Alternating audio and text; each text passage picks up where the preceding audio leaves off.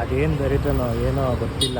ಯಾವಾಗಲೂ ಅರ್ಜೆಂಟಾಗಿ ಎಲ್ಲಿಗಾದ್ರು ಹೋಗಬೇಕು ಅಂದ್ಕೊಂಡಾಗ್ಲೇ ಬಸ್ಗಳು ಬರೋಲ್ಲ. 4:50 ಕಾಯ್ತಿದ್ದೀನಿ, 5 ಕಾಲ ಆಯಿತು, ಇನ್ನೂ ಒಂದು ಬಸ್ ಬಂದಿದೆ. ನೋಡಿ ಆವಾಗಿಂದ ಎಷ್ಟು ಜನ ವೆಯ್ಟ್ ಮಾಡ್ತಾಯಿದ್ದಾರೆ 375D ಬಸ್ ಹತ್ತಕ್ಕೆ.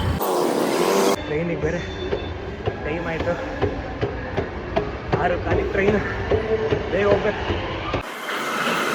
Guys finally Yeshwanthpur station reach ಆದೆ. ಟ್ರೈನ್ ನೋಡೋಕ್ಕೆ ಇನ್ನು ಕರೆಕ್ಟ್ ಇನ್ನು 10 ನಿಮಿಷ ಇದೆ. ಬೇಗ ಹೋಗಿ ಅಷ್ಟೊಂದು ಸೀಟ್ ಹತ್ತಿ ಕೂತ್ಕೊಂಡ್ಬಿಡೋಣ ಅಂತ ನನ್ನ ಸೀಟಿಗೆ ಬಂದು ಕೂತ್ಕೊಂಡೆ.